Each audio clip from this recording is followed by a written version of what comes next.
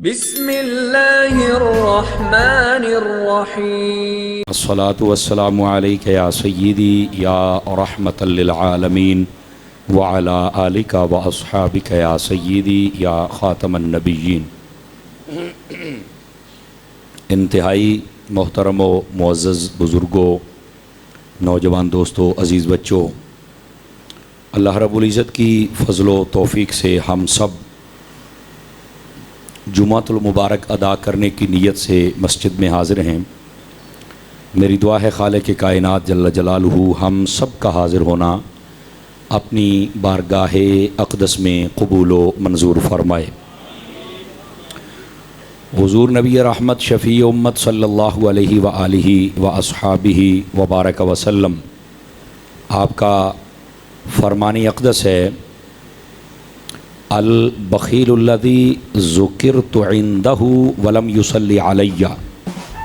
फरमाया कि बख़ील है वो शख्स, यानी कंजूस है वो शख्स जिसके सामने मेरा नाम लिया जाए और वो मेरी ज़ात पर दुरूद पाक ना पढ़े। इस वास्ते जब भी हुज़ूर अकरम सल्लल्लाहु अलैहि व आलिहि व अस्हाबिहि व बारक वसल्लम आपका नाम नामी इसमें गिरामी आए तो हम सब को चाहिए कि मोहब्बत के साथ दुरूद पाक पढ़ लिया करें। अल्लाह करीम मुझे और आप सब को अमल की तौफ़ीक़ अता फ़रमाए। हमारा तफ़सीरुल कुरान का सिलसिला जारी है और आज के इस जुमातुल मुबारक में सूरह तारिक की तफ़सीर हम सुनने की सआदत हासिल करेंगे। अल्लाह रब्बुल इज़्ज़त ने इरशाद फरमाया वस्समाइ वत्तारिक, और फरमाया कसम है आसमान की और कसम है रात के वक्त आने वाले की। वमा अदराका मत्तारिक, और तुम्हें क्या पता कि ये रात के वक्त आने वाला कौन है। फरमाया अन नजमुस साक़िब, ये एक सितारा है कि जो बहुत ज़्यादा चमकदार है। इन कुल्लु नफ्सिन लम्मा अलैहा हाफिज़, फरमाया कि कोई जानदार यानी नफ्स ऐसा नहीं है जिस पर कोई मुहाफ़िज़ ना हो। हम जितने हैं बिलखुसूस इंसान, हमारे ऊपर कोई ना कोई मुहाफ़िज़ मुक़र्रर है। और उसके बाद फरमाया फ़ल यंजुरिल इंसानु मिम्मा खुलिक़, ए इंसान तुझे भी सोचना चाहिए कि तू पैदा कैसे हुआ है। खुलिक़ा मिम्मा इन दाफ़िक़, तू एक पानी के कतरे से पैदा हुआ जो बड़ी तेज़ी के साथ जिस्म से निकलता है। यख़रुजु मिनस्सुल्बि वत्तराइब, वो पानी बाप की पुश्त से और माँ के सीने से निकलता है। इन्नहु अला रज्इही लक़ादिर, और फरमाया कि हम इस बात पर कादिर हैं कि तुझे उसी तरह लौटाएं जैसे तू पहले था। ये इसका तफसीरी तर्जुमा है। और उसके बाद फरमाया यौम तुबला सराइर, उस दिन तो हर किस्म की छुपी बात भी खुल जाएगी। फमा लहू मिन कुव्वतिन वला नासिर, उस दिन जितने सरकश बिलखुसूस इंसान होंगे तो फरमाया उनके लिए ना कोई मददगार होगा, ना कोई इन्हें कुव्वत व ताकत हासिल होगी कि वहाँ से बच सकें, और ना ही कोई उन सरकशों का सफारशी होगा। और उसके बाद फरमाया वस्समाइ ज़ातिर रज्अ, फरमाया कसम आसमान की जहाँ से तुम्हारे लिए बारिश बरसती है। वल अर्दि ज़ाति सद्अ, और कसम है ज़मीन की जो अपना सीना फाड़ कर तुम्हारे लिए दरख्तों और खेतियों को उगा देती है। इन्नहु लक़ौलुन फ़स्ल, ए लोगो इस कुरानी मजीद के अंदर जितनी बातें हैं वो फ़ैसला कुन और हिकमत वाली बातें हैं। वमा हुवा बिल हज़ल, इस कुरान में कोई मजाक नहीं है। क्या खूबसूरत कलाम मेरे रब ने फरमाया। इस कुरान में तुम्हारे लिए हिकमत की बातें हैं, फ़ैसला कुन बातें हैं। फरमाया इस कुरान में कोई मजाक नहीं है। इन्नहुम यकीदून कैदम व अकीदु कैदा, फरमाया फिर भी वो काफिर वो चाल चलते हैं। अल्लाह फरमाता है फिर हम भी उनके मुकाबले में खुफिया तदबीर करते हैं। काफिर चाल चलते हैं और अल्लाह क्या करता है, खुफिया तदबीर चलता है। बाद लोग यहाँ से पटड़ी से उतरे हैं, अहले सुन्नत के मुतरजिम के अलावा जितने बाकी मसालिक के लोग हैं वो यहाँ पटड़ी से उतरे हैं। उन्होंने कहा कि काफिर मक्कर करते हैं तो अल्लाह भी मक्कर करता है। अस्तगफिरुल्लाह, ऐसे बेवकूफ़ लोग निकले, पता नहीं उनको मौलवी कैसे लोग समझते हैं और शेखुल कुरान कैसे समझते हैं, जिस जाहिल को ये नहीं पता कि मैंने तर्जमा क्या करना है। समझ आ रही है? तो यहाँ पर जो आला हजरत के गुलाम हैं वो मोहतात अंदाज में तर्जमा करते हैं, फरमाया कि वो जो काफिर हैं वो मकर करते हैं, वो चाल चलते हैं, वो बहानाबाजी करते हैं, और अल्लाह फरमाता है हम उनके मुकाबले में फिर खुफिया तदबीर करते हैं। उनके सारे बहाने, सारे मक्कर, सारी चालें पीछे रह जाती हैं, होता वो है जो रब को मंजूर होता है। और उसके बाद फरमाया फमहिल काफिरीन अमहिलहुम रुवैदा, ये जो काफिर हैं इनको थोड़ी सी मोहलत दो, इनको हम पूछेंगे। समझ आ रही है? इसकी हिकमत भी आपको बताता हूँ। ये थी आज की मुबारक सूरह पाक, सूरतुत तारिक, जिसकी मैंने तफसीर आपकी खिदमत में अर्ज़ करनी है, और ये सादा तर्जमा आपने समाअत फरमाया। गिरामी कदर हज़रात, ये जो वस्समाई वत्तारिक है, ये क्यों नाजिल की गई सूरत? इसकी इब्तिदा में शान नुज़ूल लिखा है कि नबी पाक सल्लल्लाहु अलैहि वसल्लम आप एक जगह पर बैठकर खाना खा रहे थे, और आपके पास आपके चचा अबू तालिब भी बैठे थे। यकदम एक सितारा टूटा आसमानों का, बड़ी रोशनी हुई। उसने कहा ये क्या है? तो नबी पाक सल्लल्लाहु अलैहि वसल्लम आपने जवाबन फरमाया कि ये तारिक है। ये तारिक क्या होता है? तो अल्लाह रब्बुल इज़्ज़त ने कुरान की ये आयात नाजिल फरमा दी कि इससे मुराद नजम साकिब है। अब यहाँ पर हमारे लिए क्या है? आसमानों पर जितने सितारे हैं, अगर हम इन पर गौर करें तो अल्लाह की कुदरत की निशानियाँ हमारे लिए हैं। और वो क्या हैं कि ये जो सितारा होता है ये सूरज से भी रोशनी हासिल करता है और चाँद से भी हासिल करता है। लेकिन बाज़ लोगों ने यहाँ पर एक वजाहत फरमाई कि सूरज से रोशनी लेता है चाँद, और चाँद से लेते हैं सितारे। ठीक है, इसीलिए आपको ये बात समझाना मकसूद है कि हमारे और आपके प्यारे नबी सल्लल्लाहु अलैहि वसल्लम आपको 14वीं का चाँद कहा जाता है। आम चाँद नहीं, 14वीं का। ठीक है, 14वीं का चाँद क्यों कहते हैं नबी पाक अलैहिस्सलाम को? इसलिए कि चाँद जो होता है ना, चाँद 14वीं वाले दिन मुकम्मल होता है। पहले नबी भी नबूवत के चाँद हैं, पर सबसे ज्यादा जो मुकम्मल, कामिल, अकमल, अफजल वो तेरे और मेरे नबी हैं। इसलिए आपको 14वीं का चाँद कहा जाता है। आपकी ज़ात में किसी किस्म की कमी नहीं है, इसलिए 14वीं का चाँद कहते हैं पूरा। दूसरा 14वीं का चाँद जो होता है, इसमें लोग कहते हैं यार ये ना चमक इसमें बहुत होती है। ओ बाबा ये बात ठीक है, लेकिन असल हकीकत इसमें क्या है, ज़रा ये भी समात फरमा लीजिए। हकीकत ये है कि जो चाँद होता है ना, ये सूरज से रोशनी लेता है, लेकिन जिस दिन 14वीं का चाँद होता है तो इसमें ये ताकत, ये कुव्वत, ये कैपेसिटी होती है कि ये आज पूरी रोशनी अच्छे तरीके से लेकर आगे दे सकता है। मेरे नबी को 14वीं का चाँद इसलिए कहा गया कि मेरे नबी को अल्लाह ने वो ताकत दी है कि वो अपने रब के नूर की रोशनी पूरी ताकत से ले भी सकते हैं, आगे जहां को दे भी सकते हैं। अब बात समझ आई आप सभी हजरात को? आका करीम अलैहिस्सलाम को 14वीं का चाँद क्यों कहते हैं, उसकी ये वजह है। ठीक है, फिर अगली बात यहां पर तवज्जो तलब है।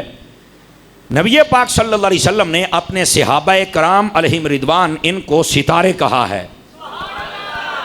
इनको क्या कहा है? सितारे कहा है। अगर ये देखा जाए तो फिर हुजूर चाँद हैं, और वो भी 14वीं के, और हुजूर से रोशनी लेने वाले तमाम सहाबा सितारे हैं। ये भी और ये हुजूर ने खुद फरमाया हुआ है, ये बात ज़हन नशीन फरमा लें। लेकिन ये एक इशारतन माना था कि अगर चाँद और तारे मुराद हूँ तो एक माना हुजूर और हुजूर के सहाबा भी हैं। लेकिन यहाँ पर जो बताया गया, मैं थोड़ा सा चाहूँगा कि उससे पर्दा हटाऊँ और आपको अगली बात आपकी खिदमत में अर्ज़ कर सकूँ कि ये जो वस्समाई वत्तारिक फरमाया, कसम है आसमान की और रात के वक्त आने वाले की, इससे मुराद वो सितारा है जो टूटता है। और ये याद रखें कि ये जो सितारा टूटता है इसकी दो किस्में होती हैं। एक है सितारे का टूटना, समझ आ रही है, और इसके बारे में अगली दो सूरतें जब आएंगी तो मैं आपको बताऊंगा कि सितारे क़यामत वाले दिन ये टूट के जड़ जाएंगे। याद रख लें, ये फिर क़यामत आएगी। लेकिन यहाँ सितारे टूटने से मुराद क्या है, रात आने वाले से मुराद क्या है? इससे मुराद आपने देखा होगा जब गर्मियों के दिनों में आप कहीं बाहर सोते हैं तो आसमान अगर सुथरा हो, साफ हो, बादल ना हो, तो आपको एक सितारा नज़र आता है।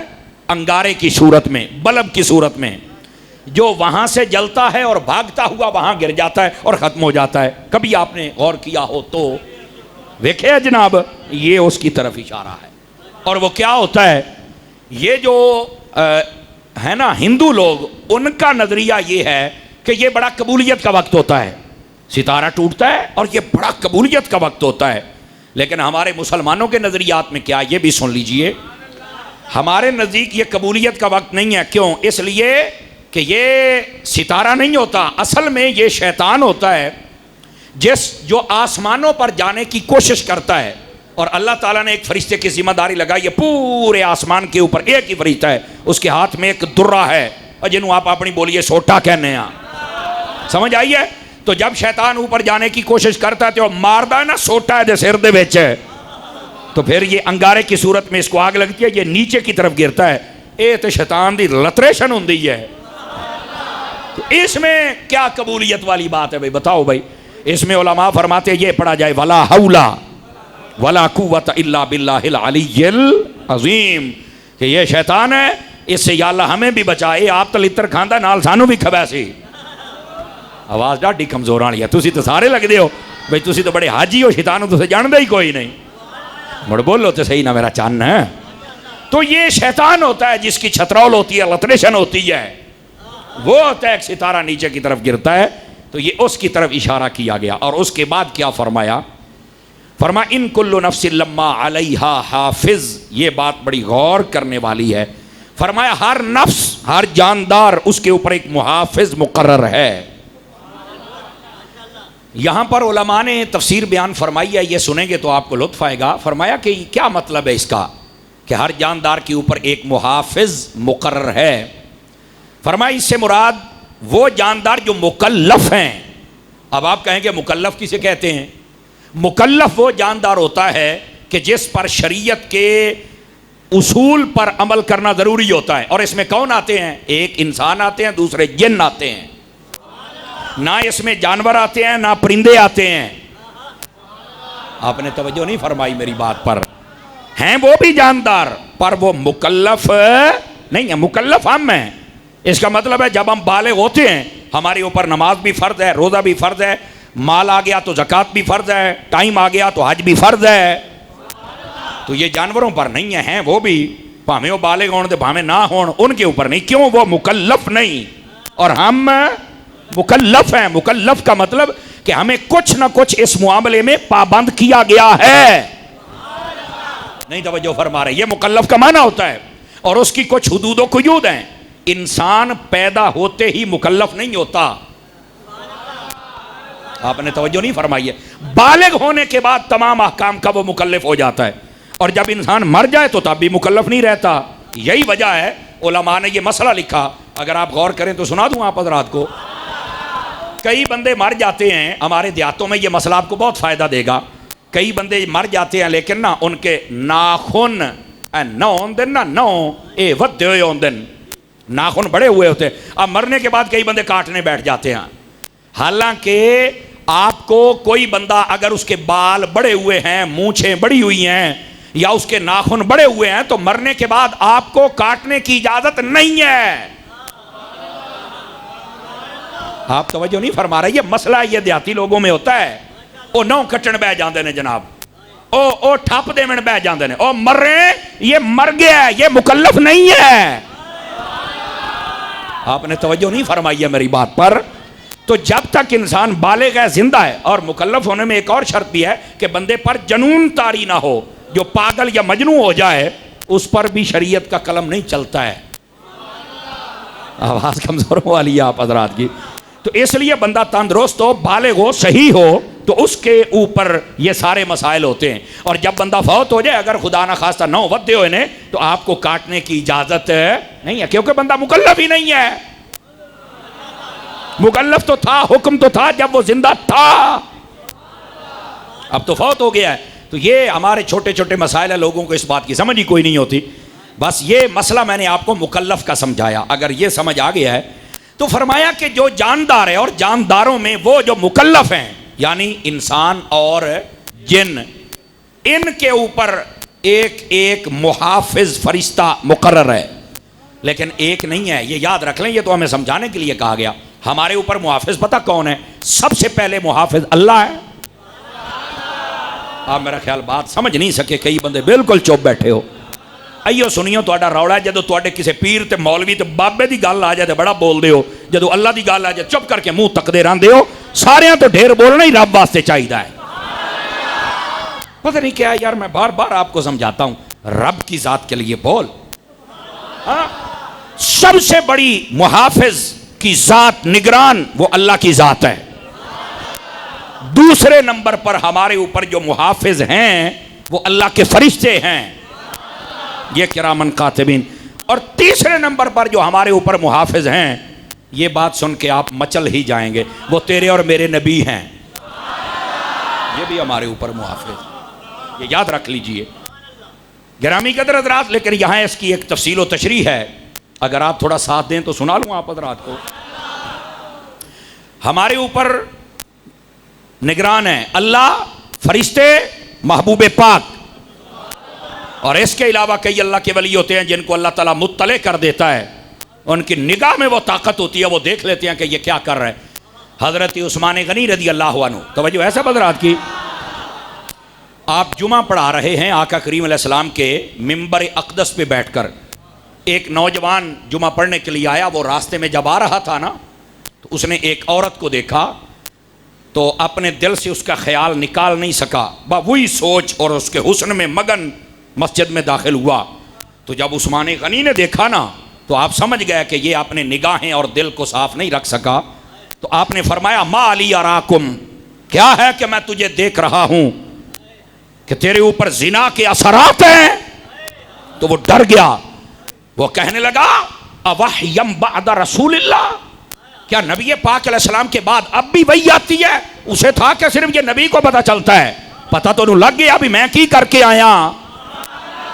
और उस्मान गनी को सारी समझ आ गई। तब आपने कहा कि तेरे चेहरे पर मुझे जिना के असर नजर आते हैं, तेरी निगाह साफ नहीं है। तो वो कहता कि आप पर भी वही आती है, रसूल के बाद भी वही आती है? आपने फरमाया, ला वलाकिन साहिब तो साहिबल वही, फरमाया वही तो नहीं आती, पर जिस पर आती थी मैं उसके कदमों में बैठ के टुकड़े जरूर खाता रहा हूं।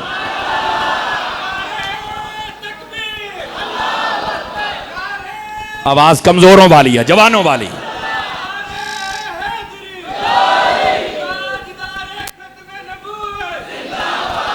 तवज्जो है भी सब हज़रात की। तो इसका मतलब है अल्लाह वाले होते हैं जिनकी निगाहों में ये सब कुछ होता है। अल्लाह पर्दे उठा देता है, समझ आ रही है? इस बात से कोई ये ना समझे कि अल्लाह वालों को पता नहीं चलता। हाँ, जिस टोले में अल्लाह वाले नहीं हैं उनका एक अपना अंदाज है, लेकिन अहले सुन्नत का नजरिया मैं आपके खिदमत में अर्ज कर रहा हूं। और इस बात को समझिएगा। कारी साहब आगे आ जाएं, आगे आ जाएं, इधर ये जगह दें भी, हमारे मेहमान आए हैं कामों की से, जगह दीजिए। तो अजीज़ान मुकर्रम, ये बात मैं आपकी खिदमत में अर्ज़ कर रहा हूँ कि ये अल्लाह वालों को भी ये सिफत अता की जाती है अल्लाह की अता से, और इसी को कहते हैं कश्फ। क्या कहते हैं? कश्फ। कश्फ का मतलब होता है पर्दे का हट जाना और हर चीज़ का इल्म हो जाना। अच्छा, अब आइए, ये तीन चीज़ें हैं। अल्लाह की ज़ात मुहाफ़िज़ है। जिस दिन इस हमारी कौम को ये बात समझ आ गई, उस दिन मसला हल हो जाएगा। मैंने आज से 3 जुमे पहले आपको एक बात सुनाई थी, अगर आप चाहें तो इस बात को समझाने के लिए जोड़ सकता हूं उसके साथ। हज़रत सैयदना फ़ारूक आज़म रज़ी अल्लाहु अन्हु, आप अपनी रियाया की खबरगिरी के लिए रात को चक्कर लगाते थे। आप एक घर के पास से गुजरे, आवाज़ आ रही थी, बेटा दूध जानवर ने थोड़ा कर दिया है, पानी मिला दे। एक बुढ़िया माई की आवाज़ आ रही है। हज़रत फ़ारूक आज़म रुक गया कि देखो क्या बनता है। तो आगे से जो औरत ने सवाल किया, तो आगे से जो बच्ची ने जवाब दिया वो ये था, नहीं मैंने पानी नहीं डालना। तो माँ कहने लगी क्यों नहीं डालना? तो कहा आपको नहीं पता है कि हमारे जो खलीफा हैं उन्होंने रोका हुआ है कि मिलावट नहीं करनी है, तो मैंने तो पानी नहीं डालना इसके अंदर। तो माँ कहने लगी उमर कौन सा देख रहे हैं? तो बच्ची ने कहा अगर उमर नहीं देख रहा तो उमर का रब तो देख ही रहा है ना। ये है ये मसला। अब समझ आइए आप हज़रात को।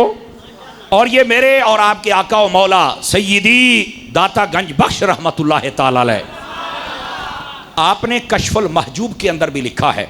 आप तसव्वुफ वाला चैप्टर पढ़े ना, उसके अंदर आपने बड़े कमाल की बात लिखी है, और इल्म का चैप्टर पढ़ें उसके अंदर भी आपको मिलेगा। एक जिम्मेदार था, ये जितने जिम्मेदार बैठे ना, बस औकात कईयों को ये मर्ज लग जाता है, गौर से सुने, तौबा किया करें। एक जिम्मेदार था, उसने एक नौकर रखा और कहता है कि फैमिली वाला मुझे चाहिए, जिमें आपा ने अभी यार घर बार वाला चाहिए है, कहते हो ना भाई था ही रवे, वो घर बार वाला था। उसकी बीवी का हुस्न उसे पसंद आ गया। अब वो अपने चक्रों में था कि मैं मुंह काला करूं किसी तरीके से, वो बंदा भी बचता है, औरत भी बचती है, लेकिन ये मैं तीसरे पासों आके पराई बरात च नक्कन वाला मिरासी बनता वदा है, ऐसा ही भागता इधर। एक दिन उसको मौका मिल गया, उसने उसके शौहर को कहीं भेज दिया, बाकी सबको भेज दिया, और आप वहाँ औरत के घर पर रुक गया। रात हुई, जब उसने देखा कि लोग सो गए हैं तो कहता है सारे दरवाजे मारे ना, औरत ने दरवाजे बंद कर दिए। तो कहता है सारे बंद हो गए, औरत ने जड़ी गल की थी ना, कलेजा छिक लेने वाली गल है, हुजूर दाता साहब ने लिखा है, अल्लाह करके ये बोली किसी को आ जाए। औरत को पता चल गया कि ये अब क्या करना चाहता है। उसने कहा सारे दरवाजे बंद मैंने कर लिए हैं, पर एक दरवाजा है जो मेरे को बंद नहीं होया। उन्हें कहा केड़ा है? उन्हें कहा ओ दरवाजा जिथों सानू रब ने वेखना है।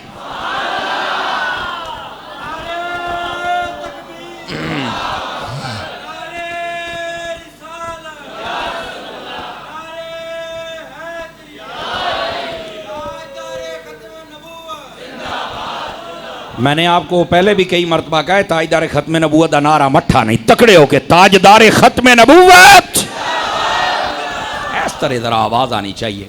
क्या ख्याल है भाई, जुमला सुन के लुत्फ आया कि कोई नहीं आया? उस औरत के जुमले में तासीर वो थी, वहीं पर वो शर्मिंदा हुआ, कहने लगा मैं तो कुछ और इरादा रखता था, तुमने मेरी आंखें खोल दी हैं। समझ आ रही मेरी बात की? तो इसलिए काश के हमारे आज मर्द और औरतें उन सबको ये बोली आ जाए, हमारा मुआशरा पाक दामन हो सकता है। और पाक दामन रहा करो। आका करीम अलैहिस्सलाम ने इरशाद फरमाया, बर्रू आबाअकुम तबर्रू अबनाअकुम इफू निसाअकुम ताइफा निसाअकुम। ये हदीस है। फरमा लोगो अपने माँ बाप की इज्जत करो, तुम्हारी औलाद तुम्हारी इज्जत करेगी। और लोगों पाक दामन रहो, तुम्हारी औरतें भी पाक दामन रहेंगी। अगर तुम पाक दामन न रहे तो तुम्हारी औरतें भी पाक दामन नहीं रह सकती हैं। आज जो कहीं गंद में मुंह मारते हैं ना, तुम ये समझते हो कि मैं बड़ा बड़ा ताला ला के आया, और तेरी भोले हो पुत्र, ये तुझे उधार देना पड़ेगा, तू किसी भूल में है। इस वास्ते बेगैरती, बदकारी, बेहयाई, इससे पीछे हो जाओ। और ये जो बदकार बंदा होता है, रिवायत में है, आखिरत में तो सजा पाता ही पाता है, दुनिया में भी सजा पाता है। और दुनिया में सबसे बड़ी सजा क्या है? अल्लाह ताला उसका दिल इबादत में लगने ही नहीं देता है। ये सबसे बड़ी सजा है। जब बंदा बदकारी का आदी हो जाए, इबादत में सजदों की लज्जत नहीं होती है, क़याम में सुकून नहीं होता है, फिर वो मस्जिद में सुकून नहीं, फिर वो कहने पर मजबूर हो जाते हैं मौसीकी रूह की गज़ा है। मैंने कहा लानतिया, ये मजमा ज़वाइद में हदीस है, नबी पाक ने फरमाया दो आवाज़ें बहुत बुरी लगती हैं अल्लाह और उसके रसूल को। दो आवाज़ें याद रख लें, मफहूमन सुना रहा हूँ। कौन कौन सी? फरमाया जब कोई मुसीबत आए और लोग रोने पीटने लग जाएं, फरमाया ये आवाज़ अल्लाह को बहुत बुरी लगती है, मुसीबत आ गई है तो सब्र कर। और जब खुशी हो तो बंदा ढोलकियां बजाने लग जाए, गाने गाने लग जाए, फरमाया ये आवाज़ भी मेरे रब को बहुत बुरी लगती है। और शादियां ते ढोल खड़काउण वाले हो, हुण तुसा नहीं बोलना, हुण पधी गए हो ना, हुण तुसा किथे बोलना। और ढोल कुट्टण वाले हो, और 20 मिनट मौलवियां नूं खिलारी रख दो, बाजियां वाले आउणा है, हया करो। अब नहीं बोलेंगे, अब नहीं बोलेंगे, खरियां ते कौन बोले। लेकिन मुझे तो आपको मालूम है कि 8 साल हो गए यहाँ जुमा पढ़ाते हुए, मेरे पास तो सामान ही ये है, मेरे पास दूसरा माल नहीं है। समझ आ रही है? जब खुशी का मौका और बंदा ढोल खड़काए, ढोलकी खड़काए, परात बजाए, फरमाया ये अल्लाह को सबसे नापसंद आवाज है। तो फिर जो बुजुर्गों के मज़ारां ते जाते हो तो ढोल खड़काउंदे चादरां लैके जाते हो, केड़े बुजुर्ग ने आख्या तो नीरा कंजर पुणा है, कोई सुन्नत नहीं है। और वैसे भी मसला यह है कि मज़ार शरीफ पर एक चादर हो बस, बाकी जितनी तुम चादरें डालते हो उतनी चादरों के कपड़े खरीद के किसी गरीब को पहना दो। ये आला हजरत ने लिखा है, ये मसला है, लेकिन हमारी कौम समझती नहीं है। वो समझते भी मैं हूँ इतों जाता पाया, मैं हूँ दाता साहब चादर ना पा के आवा। दाता साहब ने चादर नाल होना राजी कोई नहीं होना जिन्ना तेरे नमाजी बनन नाल हो जाना ही। बोलो सारे नौजवानों बोलो, खैर है, चुपचाप बन जाते हो। ए विचला सन अज बिल्कुल ढिला बैठा, तुहानू खैर तो है, त्रिकड़े हो ना। ओ भाई दाता साहब ने तुम्हारी चादरों से और तुम्हारी देगों से खुश नहीं होना। मेरे दाता साहब ने तब खुश होना जब तुम कुरान पढ़ोगे, समझ आई, जब तुम्हारी औरतें पर्दा करेंगी। चलो खैर बहरहाल औखा मसला है, औखा, समझ आई ना। ये बातें सुन के कई सुन्नी भी बसों का चुप हो जाते, अभी मौलवी की नहीं अद्धा भाभी तो नहीं होया वधा, भाभी नहीं है, लेकिन गल्ला मैं तुहानू खरियां दस के जावांगा है। भाभियां दी जितनी धूड़ मैं पढ़ना सारे नू पता है भी जिहड़ा गलत बंदा है वह भाभी हो या किश होवे, मैं उहदा ठेका तो नहीं चाहे होया ना, ओहदी धूड़ तो फटनी फटनी है। लेकिन यह मतलब ये नहीं है कि तुसी ताज कंपनी दी हो, हजामत तुहाडी भी हो सी। अब भाई ये देखो, हमारे बुजुर्गों ने ये नहीं कहा कि जब तुमने मेरे मज़ार पे आना तो ढोल खड़काते आना, जिन्ने इलाके दे भंगी चरसी नचाई हो सामने नचदे आउण जनाब, क्या तरीका है, और ड्रामे करते हो। जब मज़ार पे जाना है उलमा ने लिखा है पहले वुजू करके जाओ, सारे सफर में अल्हम्दुलिल्लाह कुल शरीफ पढ़ते जाओ, दुरूद पाक पढ़ते जाओ, वहां सलाम कर कहो कि हम ये तोहफा लेके आ, फौरन वापस आ जाओ। मज़ार पे जाने का तरीका है।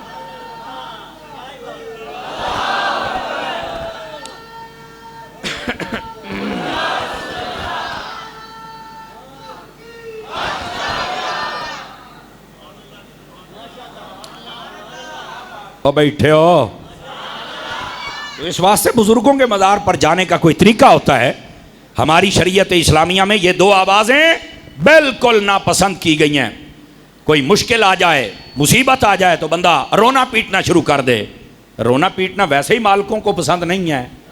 आपको नहीं पता करबला के सैयद ने कैसे सब्र फरमाया था, तो हम तो सब्र वाले हैं ना, ठीक है। और दूसरी बात फरमाया जब खुशी हो जाए तो बंदा ढोल खड़काना शुरू कर दे, ये हराम है। चलो खैर बहरहाल, अल्लाह अकबर, बात दूर बहुत दूर निकल जाती है, लेकिन ये तरबियत तो मुझे करनी है ना। तो मैं जो बात आपकी खिदमत में अर्ज कर रहा था कि हमारे ऊपर सबसे बड़ी ज़ात जो मुहाफ़िज़ की है वो अल्लाह की ज़ात है। और इसी आयत की तफसीर के अंदर, तफसीर रूहुल बयान में लिखा है, इसी आयत की तफसीर में फरमाया कि मक्के के अंदर एक औरत रहती थी, वो बदकार औरत थी जिसको आप बाजारी औरत कहते हैं। उसको पता चला यमन के अंदर एक शख्स है जिसका नाम है ताऊस, ठीक है, ताऊस यमानी के नाम से उसे याद करते थे, और बड़ा शोहरा था कि बहुत नेक बंदा है। औरत कहने लगी मैं बड़े बड़े वेखे ने, ए जेडे सूफी होंगे ना, मैं बड़े बड़े वेखे ने, कई होंदियां ने ना, हाँ वो अपनी ज़ात में बहुत आगे होती हैं। औरत बिगड़ जाए तो फिर यकीन फरमाएं बड़े बड़े मर्द इससे चालू होते हैं, और औरत का फितना सबसे बुरा फितना है, ये याद रख लें। बड़े बड़े सूफी मौलवी पीर, बड़े बड़े MP MN जलील होंदे वेखे असां। अल्लाह ताला बस अपना हिफ्ज़ व अमा अता कर दे, आमीन। कमज़ोरों वाली है, जवानों वाली, ठीक है। तो ये जब औरत ने कहा ना कि मैं उन्होंने आपे वेखी, मैं वाह भाई वाह, ओए मैं चेंज कर दियांगी, मानो मेरे नाल होएगा तो फलाना होएगा। वो औरत चली गई अपनी तैयारी और इरादा करके ताऊस यमानी के पास। इस आयत की तफसीर में लिखा है जब ताऊस यमानी के पास पहुंची तो जाके उसने बातें शुरू की, देखने वाले तो क़यामत की नज़र रखते हैं। सारी बात का इल्म हो गया। तो आपने फरमाया बीबी टाइम थोड़ा है, मुझे ना बता तेरा मकसद क्या है। तो उसने अपने अदाओं से, अपने लहजों से, अपने लफ्ज़ों से बताया कि मेरा ये मतलब है। बाबा जी कहने लगे फिर आज नहीं, कल ना फलां जगह ते आ जाए तो मैं उत्थे आ जावांगा। ताऊस यमानी आपने कह दिया। जब औरत वहां पहुंची तो देखा कि वहां पर कुछ और लोग भी थे। बाजार में आपने टाइम दिया ना भी फलां बाजार दी नुक्कर ते आ जाई, अनारकली बाजार है तो जनाब अली फलाना बाजार है तो फलाना ते फलानी चोण ते मैं खलोता होवांगा, अयो जा कपड़े ते अयो जा मोबाइल ते मैं टुर पवांगे। नहीं तवज्जो फरमाई। ये आपने कहा फलां जगह चली आ तो मैं आ जाता हूँ। वो अपनी खलोती है तो नाल अपने यारां बेलियां भी दसे भी वेख्या आज मैं बाबे नाल करदी की हाँ। बाबा जी आ गया तो बाजार दे विच खलो के ना दूर ओहदे नेड़े कहने लगे तू ही सी जिहड़ी कल आई सी। आखिया हो तो फरमाया आ मैं खलोता हूं, दस आपां की करना है, इत्थां ही करना है जो करना है। तो औरत के मुंह से निकला ओ बाबा इत्थे तो सारे वेख दे खलोते ने। तो बाबा रोने लग पड़ा। बाबा कहने लगा ओ बेगैरत औरत, इन मर्दों से डरते हुए तू मेरे साथ मुंह काला नहीं करती? बता, अगर छुप के करेंगे मेरा रब तो देखने वाला है ना।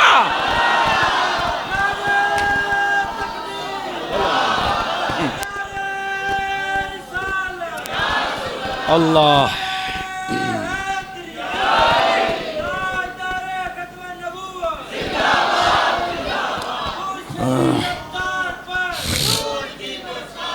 तवज्जो है कि कोई नहीं आप सब हज़रात की?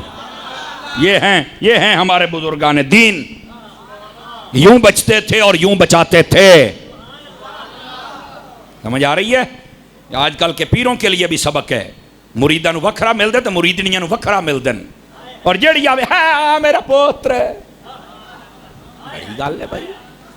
तैनूं शर्म तो हया नहीं आउंदी? और डबिया, हर गैरतमंद बंदा बोल सकता है दूसरे बंदे की छुट्टी है। और तनु जफियां पाना है बेगैरता। अब जो बेगैरत है उसको कह रहा हूं आपको क्या टेंशन है? नहीं है ए मेरिया धियां वर्गियां ने। हाँ मैं क्या वर्गियां ने, धियां ने। इतना प्यार करने धियां नाल कर, अपनी सकी धी नाल कर, लोगों की बेटियों से नहीं कर सकता। मोहम्मद मुस्तफा से बढ़कर कोई नहीं। जब मेरे आका ने यह काम नहीं किया तुझे कैसे करने दूंगा मैं, बता।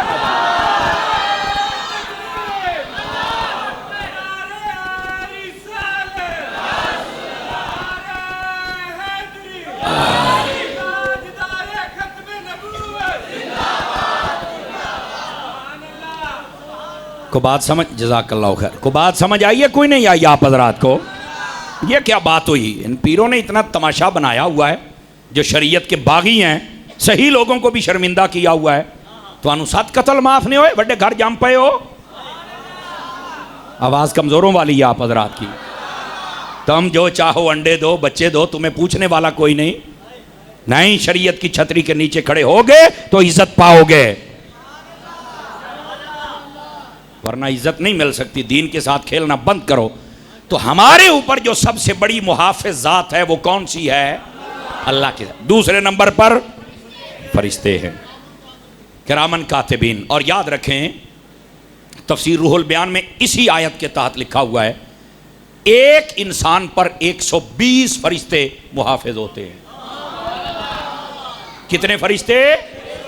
120 फरिश्ते। घर से निकलते वक्त बिस्मिल्लाह तवक्कलतु अलल्लाह पढ़ लिया करें। बाज़ उलमा ने फरमाया आयतुल कुर्सी पढ़ लिया करें। जब तक आप वापस नहीं आ जाएंगे फरिश्ते आपकी हिफाजत के लिए मेरा रब मुकर्रर फरमा देगा। समझ आ रही है? हमारी हिफाजत के लिए 120 फरिश्ते। ये रिवायत में है, मैं को अपनी तरफ से नहीं कह रहा, किताब का मैं हवाला दे रहा हूँ। रूहुल बयान तफसीर कुरान मजीद की तफसीर है। तो हमारे ऊपर दूसरे नंबर पर फरिश्ते मुहाफिज हैं।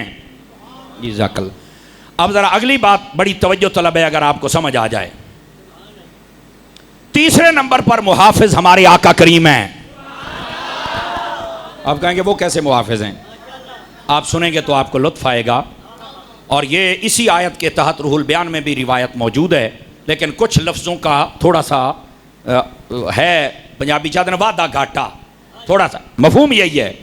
आका करीम सल्लल्लाहु अलैहि वसल्लम आपने फरमाया हयाती खैरुल लकुम व ममाती खैरुल लकुम, मैं तुम्हारे दरमियान जब तक जिंदा हूं यह भी तुम्हारे लिए बेहतर है। सहाबा से आपने फरमाया, और जब मैं पर्दा करके अपने रोजे में चला जाऊंगा तब भी तुम्हारे लिए बेहतर होगा।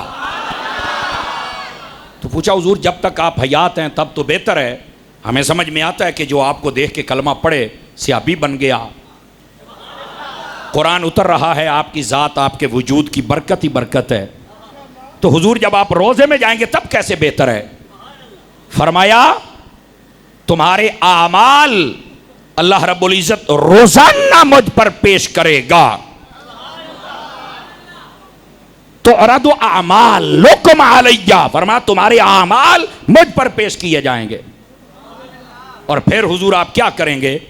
आपने फरमाया अगर तुम्हारे आमाल अच्छे हुआ तो फरमाया हमिदुल्लाह, मैं अल्लाह की हम्दो सना बयान करूंगा कि या अल्लाह तेरी तौफीक से मेरी उम्मत ने आमाल अच्छे फरमाए हैं, और अगर तुम्हारे आमाल बुरे हुए तो फरमाया फिर फारिग नहीं बैठूंगा, फिर मैं तुम्हारे लिए मगफिरत की दुआ करता रहूंगा। इस जुमले को एक मिनट बाबा जी, एक मिनट बाबा जी, अगले जुमले पर आप बोलेंगे, अल्लाह आपको खैर व बरकत दे। अगर आपको समझ आ जाए तो फिर मैं इसकी वजाहत करता हूं। मेरे नबी कब्र में हैं, एक तो हमारे आमाल को जानते हैं, मुहाफिज तो हुए, और दूसरी बात कब्र के अंदर भी आप हमारे आमाल को देखकर अच्छे हूं तो अल्लाह की हम्दो सना, बुरे हूं तो हमारी ये मगफिरत की दुआ करते हैं। तो मैं आख्या जेड़ा नबी कब्रां दे विच जाके भी तेरी खैर मंगदा है, मुड़ पुत्तर ओदा मीलाद मनाउणा चाहिए, ओदा मातम नहीं करना चाहिए। मीलाद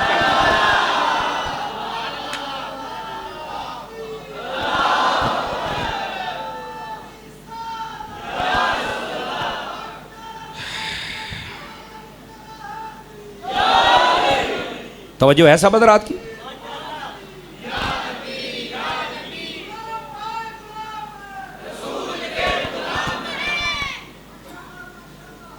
समझ आ रही है मेरी बात की?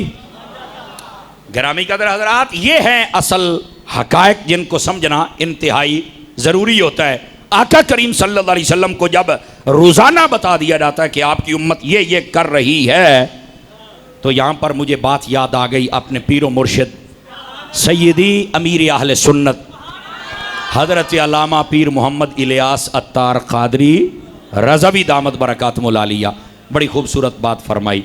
फरमाती हैं कि फिर ऐसे आमाल ना करना कि हुजूर तुमसे शर्मिंदा हो जाएं या नाराज़ हो जाएं। फरमा ऐसे आमाल करना कि हुजूर तुमसे राज़ी हो जाएं। वो इसलिए फरमाते हैं दुरूद व सलाम की कसरत किया करो। जब रोज़ाना पता चलेगा ना कि ये मेरा उम्मती और इतना दुरूद, तो फिर आका करीम खुश हो जाएंगे। तो दुरूद व सलाम पढ़ा करें, कुरान की तिलावत किया करें, नेक आमाल फरमाया करें। मेरे आका भी खुश होंगे और मेरा अल्लाह भी खुश हो जाएगा। इन कुल्लु नफ्सिन लम्मा अलैहा हाफिज़। और आगे क्या फरमाया, यहाँ पर एक बात और आज मैंने पढ़ी, आप जितने हैं, फरमाया कि ये जो अल्लाह का नाम है ना, हाफिज़ या हफीज़ुन, ये अल्लाह का नाम है। जो बंदा अपने पास कागज़ पर लिख कर अपने पास बतौर तावीज़ लिख ले, फरमाया कभी दरिंदे उस पर हमला नहीं करेंगे। जो सफ़र करते हैं देहातों का या रातों का, रातों में भी बस औकात सफ़र करना पड़ता है, तो अपनी जेब में लिख कर ये रख लें हफीज़ुन। बस कागज़, एक किसी पीर का लिखना ज़रूरी नहीं, अपने हत्थों ना भी लिख लिया कर। मैं तुझे पीरां नूं सिर ते चढ़ाई बैठे हो। और मैं खुद पीरी मुरीदी का कायल हाँ यार, मेरा खुद पीर है, पर इड्डी भी गल नहीं भी सारा कुछ ना पीरां दे हत्थी है। नहीं नहीं, काशा तेरे हत्थी भी है। तो आप खुद अपने हाथों से हफीज़ुन लिखें और अपनी जेब में रख लें। अल्लाह के फजल से ये जितने कुत्ते बिल्ले लूंबड़ बटेरे होते हैं, ये सारे आपको कुछ नहीं कहेंगे। क्यों? तुसा मालकां दे हो गए हो। आवाज़ समझ आई है? ये एक तावीज़ भी है, ये भी ले लें। पर मैं अक्सर कहता हूँ कि दफरियां दे तवीज़ां तुहानू असर नहीं ना होंदा। कम अज़ कम तुहाडे कोल 11,000 रुपया बंदा लवे, तुहानू असर तां होंदा है। आवाज़ बहुत कमज़ोरों वाली है आपकी। तो कभी फ्रियां च भी यार मेहरबानी करया कर, साडे असल काम ही फ्रियां वाला है। तवज्जो नहीं फरमा रहे आप हज़रात। ये तो जब फ्रियों को मानता कोई नहीं, तो फिर हमें थोड़ा सा काम तेज़ करना पड़ता है। समझ गए हो? सो समझना भी चाहिए। फरमाया फल यंजुरिल इंसानु मिम्मा खुलिक, इंसान तुझे देखना चाहिए तू कैसे पैदा हुआ है। अब ये बात पता क्यों बताई है? इधर देखो, इंसान की तबीयत में जब तकब्बुर आता है तो इंसान उस वक्त जुल्म भी करता है, उस वक्त इंसान शरीयत की हुदूद भी क्रॉस करता है, और उस वक्त इंसान के रूप में एक जानवर होता है। आपने तवज्जो नहीं फरमाई मेरे जुमले पर। इंसान के रूप में एक जानवर होता है, ये याद रख लें। उसको समझाने के लिए मुतकब्बिर, सरकश और शैतान सिफत इंसान को समझाने के लिए कहा गया। वो इतना तकब्बुर करता है, इतनी लड़ाई झगड़े, कत्लो गारत, बदमाशियां, हालत तेरी है। तू कभी सोचा भी तू जम्मिया कि में? आपने गौर नहीं फरमाया जुमले पर। ये अगले को जब झंझोड़ना हो ना, झंझोड़ना हो, तो फिर अब मालिक से ज्यादा झंझोड़ भी कौन सकता है? तो फरमाया तूने कभी गौर किया तू कैसे पैदा हुआ है? और साथ ही फरमाया खुलिक़ मिन माइन दाफ़िक़, एक पानी के कतरे से तू पैदा हुआ जो बड़ी तेज़ी के साथ जिस्म से निकलता है। और उसके बाद यख़रुजु मिन बैनि सुल्बि वत्तराइब, फरमाया बाप की पुश्त से निकलता है, पीठ कंड, समझ आई? ये यहाँ पर बाप की पुश्त में वो कतरा खास जमा होता है जिससे औलाद पैदा होती है, और माँ के सीने में ये नीचे वाली 4 पसलियाँ ना, ये 4 पसलियाँ इधर की 4 इधर की, इनके दरमियान वाली जो जगह होती है माँ के यहाँ पर वो पानी रखा गया है। और अल्लाह की कुदरत से जब वो मिलता है तो फिर अल्लाह रब्बुल इज़्ज़त उससे इंसान बनाता है। वो उसकी मर्जी है मर्द बनाए या औरत बनाए। आप समझ आइए आप हज़रात को? तो ये अल्लाह रब्बुल इज़्ज़त ने इंसान की सारी हकीकत को बयान कर दिया। और यहां पर इसीलिए उलमा फरमाते हैं कि हम जो पैदा हुए हैं ना जिस पानी के कतरे से, वो बाप की पुश्त और मां के सीने से निकला है। यही वजह है कि जो बाप होता है ना जब तक जिंदा रहे तो बंदा ऐसा समझता भी मेरी कंड महफूज है, मेरी कंड दे उत्ते किसी का हाथ है, और कहते ने मेरी कंड नंगी नहीं है। और जब तक बंदे की माँ जिंदा होती है तो बंदे का बाप से भी ज्यादा प्यार अपनी माँ से होता है। क्यों? जो माँ की जिस्म से पानी निकला था वो सीने का था, और इंसान ज्यादा लगाव अपनी माँ की तरफ रखता है। बाप की वजह से वो महसूस करता है कि मेरी पुश्त महफूज है, और माँ की वजह से वो महसूस करता है कि मेरे दिल में ज्यादा प्यार मेरी माँ का है। अब समझ आइए आप हज़रात को? ये भी उलमा ने यहाँ पर बात लिखी है। गिरामी कदर हज़रात, इसके बाद आगे क्या फरमाया? फरमा इन्नहु अला रजइही लक़ादिर, फरमाया वो अल्लाह उसी बात पर ले जाने पर कादिर है। क्या मतलब है? फरमाया जब तू कुछ नहीं था, अब ये इंसान से बात हो रही, मैं अपने आप को भी खिताब कर रहा हूँ कि जब तू कुछ नहीं था तुझे रब ने तब पैदा कर लिया है ते हुण तू कुछ बनिया बैठा है। तकब्बुर न कर, जुल्म न कर, कत्ल न कर। जो अल्लाह कुछ न था तुझे बना सकता है, ये वापस तुझे वहां भी ले जा सकता है। हाँ, फिर तुझे मेरा रब खत्म कर देगा। और फिर फरमाया यौम तुबला सराइर, क़यामत को फिर खड़ा करके फिर तुमसे सवाल करेगा। क्या बात है? तू कुछ नहीं था तुझे बना दिया, और तू बन गया फिर तुझे कुछ नहीं कर देंगे, खत्म कर देंगे हम। और फरमा जब तू खत्म हो जाएगा क़यामत को फिर उठा देंगे तुझे, और फिर तेन पूछांगे दस तू तो कहते हैं नहीं हूं की होया पे है। यौम तुबला सराइर, फरमाया उस दिन तो हर छुपी बात भी हम तेरे सामने लेके आएंगे। और यहां पर यह बात सुन लीजिए, कोशिश करें अपने गुनाह किसी और को ना बताएं। जो गलती हो गई जब तौबा करते हो किसी को ना बताया करो। बाद लोग ना बड़े शौक से बताते हैं, और कारी साहब जदों मैं जवान सी ना मैं बड़ियां चोरियां तो बड़े डाके बड़े मैं बंदे मार बड़ी मैं शराब ओए होए हो कारी साहब तो मुके दस बा अल्लाह का शुक्र है हुण मैं नमाज़ा पढ़ दो ना ओ मर रहे हैं। बुखारी शरीफ में हदीस है, बुखारी में फरमाया जो बंदा गुनाह करे जितने मर्जी करे तौबा कर जाए और अपना गुनाह किसी को ना बताए, फरमाया अल्लाह ताला क़यामत वाले दिन उस बंदे को बुलाएगा। फरमाया पर्दे में रख के ना, पर्दे में अल्लाह पूछेगा ये गुनाह किया था, ये किया था, ये किया था। वो बंदा कहेगा किया था, पर अल्लाह फरमाएगा मैं एक गल ते तेरे राज़ी हां, तू गुनाह बड़े कीते ने, तू कर ली तौबा ते दुआ तू अपने गुनाह किसी नूं दसे नहीं ते आ मैं पर्दा कीता ही तां भी एक बारी तेनू मना लवा, लेकिन जिवें तू पर्दे च रखिया ए आ मैं भी पर्दे च रखिया ते जा सीधा जन्नत दे विच उड़ जा।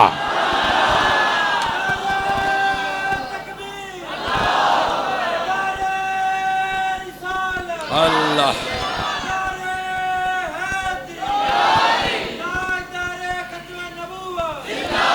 तवज्जो है भी सब रात की।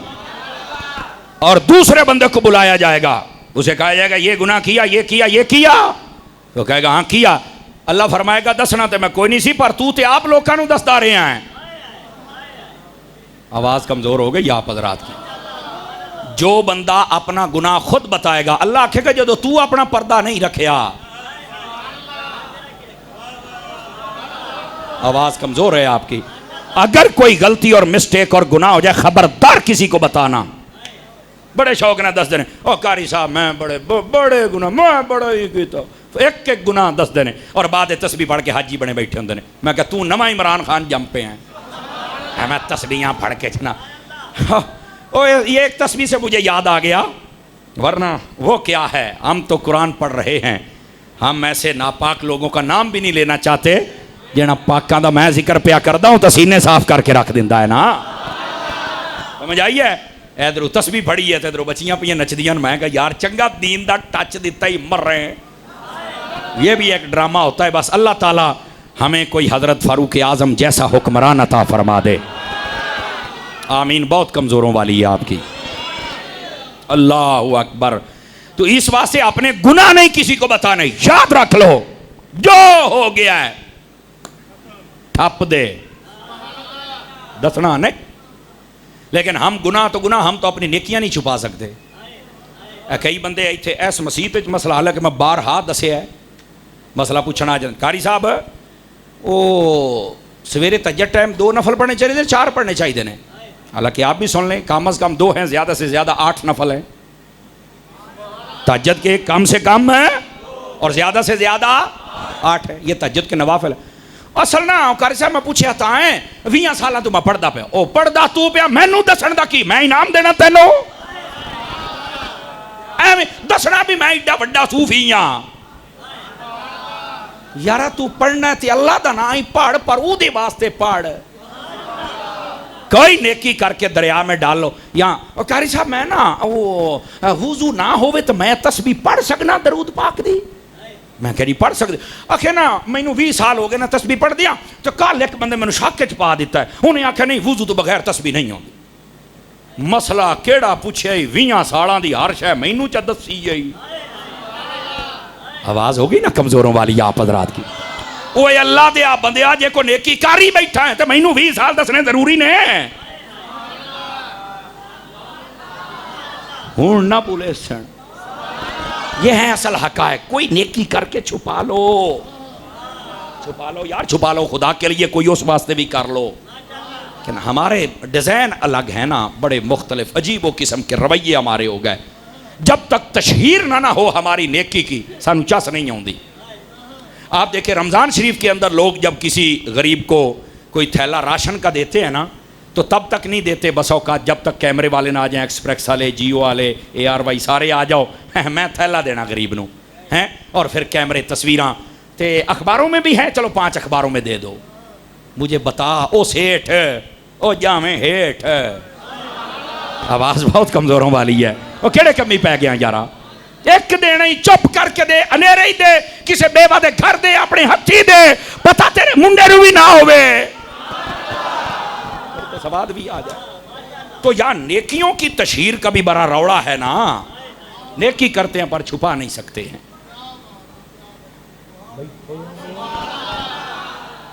टेंशन ही ले गए हो। ये अपनी ना तरबियत अंदर में उतर कर तरबियत करने वाली बातें हैं। अल्लाह अकबर। फरमाया क़यामत वाले दिन हर छुपी बात तेरे सामने आ जाएगी। और उसके बाद क्या फरमाया? फमा लहू मिन कुव्वतिन वला नासिर। ये मुतकब्बिर, सरकश और काफिर बंदे से खिताब है। फरमा तेरा कोई मददगार नहीं होगा। अब ये आयत पढ़ के ना कई ऐसे हैं आले सुन्नत के अलावा मजहब वाले लोग कहते अल्लाह ने फरमाया कोई मददगार नहीं होगा। कहते तुसी कहते हो कि क़यामत वाले दिहाड़े नबी बख्शाउणगे, तुहानू वली बख्शाउणगे, तुहानू किसी नहीं बख्शाउणा। मैं कहा डुब के मर जा। ये काफिर से कलाम हो रहा है। तू काफिर है या मुसलमान है? और अगर किसी ने काम नहीं आना, मैं चैलेंज से कहता हूं, बुखारी शरीफ में हदीस है, नबी पाक फरमाते अगर बुखारी च ना होवे मैं आखिरी सामत है जिम्मेदार हूं।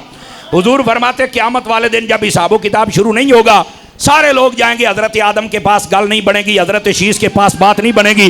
चलते चलते हजरत इब्राहिम, हजरत मूसा, हजरत ईसा चलते चलते मेरे पास आएंगे तो मैं आखांगा आना लहाओ, मैं ते हाँ ही तुहाडे वास्ते।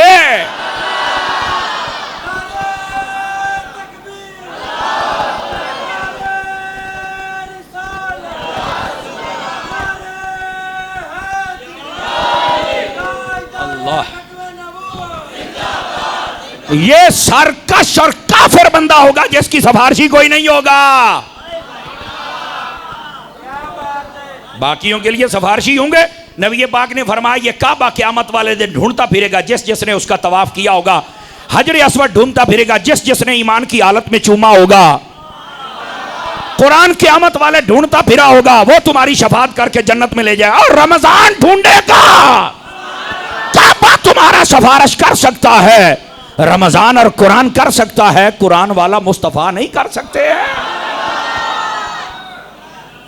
मौलवियों को भुलेखा लग गया है, यहां कहते हैं कोई मददगार नहीं होगा। मैं क्या केड़े कमी पै गया है, तेनों भुलेखा पै गया। खुदा का खौफ करे यार, क्या ड्रामे करते हो। ये बंदा है काफिर के लिए, तू काफिर है? कहता नहीं मैं तो मुसलमान है। मैं क्या मेरे बंदे का बच्चा बन जरा। बस अल्लाह में समझने की तौफीक दे दे। दो चार बंदे रंग बन गए, बाकी तो सारे खुश हो गए ने। बन्नी त्रुटी सोर साडा मौलवी भी ला लेता है।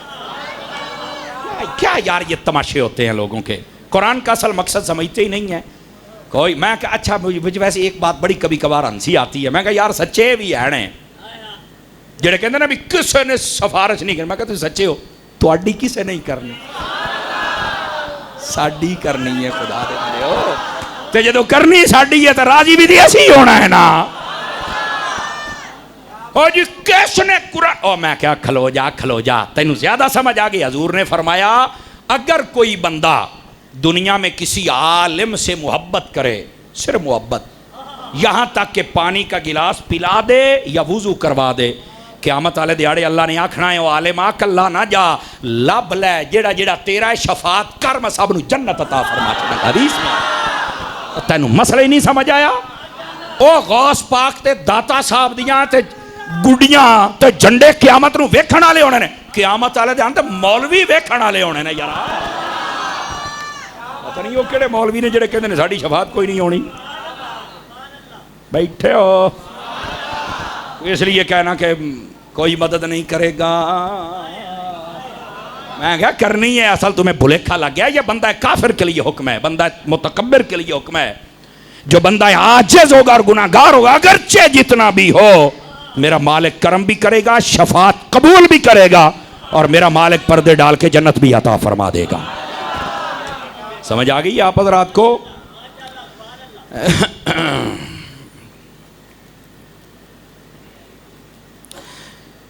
अस्सलाम वालेकुम। वालेकुम अस्सलाम। बाज़ लोग नमाज जुमा के 2 फ़र्ज़ रकात पढ़ के चले जाते हैं, इनको क्या पैगाम देंगे? पूरी नमाज पढ़ के जाओ, क्यों जानते हो? अल्लाह ते एहसान करना आए हो। आपके लिए पैगाम ये पूरी नमाज पढ़ के जाएं। आ ही गए हो, जुमे का दिहाड़ा है, 70 गुना सवाब है, तो कर ला सईदा। जी जी जी हाँ, कुरान शरीफ उठा लीजिए। अच्छा, उसके बाद क्या काला जूता पहनना इस्लाम में मना? फर जी हाँ, काला जूता पहनना मना किया गया है। काला जूता पहनने से आदमी की परेशानियां ज़्यादा होती हैं। पीले कलर का जूता पहनना चाहिए, ब्राउन कलर का पहनना चाहिए, उससे परेशानियां कम होती हैं। कई पहली मरतबा सुनते हैं तो परेशान हो जाते हैं। अल्लामा साहब, जंग ओहद में हज़रत अमीर हमज़ा का कलेजा किसने चबाया था? हिंदा ने चबाया था, बाद में इसने कलमा पढ़ लिया था। और बिल्कुल जो कलमा पढ़ ले उसकी पिछली खताएं माफ़ होती हैं। ये जन्नती औरत है, सियाबिया है। पहले इनकी आपस में बड़ी दुश्मनी थी, उस दुश्मनी की वजह से इसने ये किया था। और पहले तो हज़रत अमीर हमज़ा, तो फिर अमीर हमज़ा हैं। लेकिन बाद लोग ये सवाल के अंदर कुछ बदबू है, लेकिन वो जो टाइम होया तो फिर मैं डिबरी टैट करांगा। अजय इन्ना ही जवाब है। जे किसी को वजाहत चाहिए तो मैं कमरे बाणा मुड़ बाद आ जावे, ये पर्ची लिखी है तो हूँ वास्ते इतनी का। अक्सर लोग कहते हैं कि हज़रत अमीर मुआविया ने हज़रत अली के ख़िलाफ़ जंगें लड़ी। अक्सर कहाँ कहते हैं, चंद पागल हैं। और ये बिल्कुल जंगें हुई हैं, लेकिन ये इनाद की जंग नहीं थी, इज्तिहाद की जंग थी। हज़रत अली का दिल भी साथ था, हज़रत अमीर मुआविया का दिल भी सुथरा था, लेकिन अपनी अपनी राय थी। उस वक़्त राय हज़रत अली की हक़ पर थी, हज़रत अमीर मुआविया की हक़ पर नहीं थी। लेकिन अगर किसी की राय हक़ पर ना भी हो, वो कामिल व अकमल मुसलमान हो, तो आप उसके खिलाफ जुबान जुमला नहीं खोल सकते हो। और वो सहाबी हैं, कायनात के सारे वली मिल जाएं, हज़रत अमीर मुआविया के पाँव से उड़ने वाली धूड़ के बराबर नहीं हो सकते।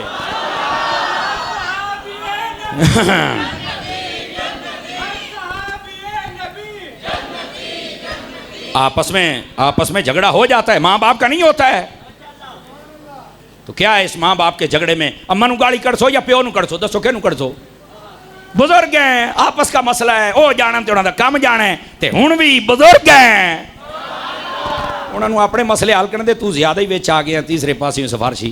तो ये हमारे इस्लाम में हुक्म है। हमारे इस्लाम में इन जंगों का स्टेजों पर बैठकर बयान करने की इजाजत ही नहीं है, हराम है। पता है आपको क्यों डॉक्टर साहब? ये हराम है, नहीं बयान कर सकते आप। बुजुर्गों में बात हुई, खत्म। फैसला सिर्फ ये है, हक पर मौला अली है, लेकिन तान हजरत मेरे मुआविया पर भी नहीं हो सकता। क्यों? सियाबी रसूल हैं। समझ आ रही है? बस औकात कहते हैं मैं उसले हुंदा तो मैं हजरत अली दे नाल होना सी। मैं कहा तू हुंदा ना पुत्र है, ते जेड़े तू रंग गोलने सन मैनू तेरा सारा ही पता है। इस वास्ते खलो रहो तो अपने कद तो बड़ियां गल्लां ना करया करो। बुजुर्गों की बातों को उन तक रहने दो। अल्लाह अल्लाह ते खैर सल्ला सुन्नत अदा फरमा।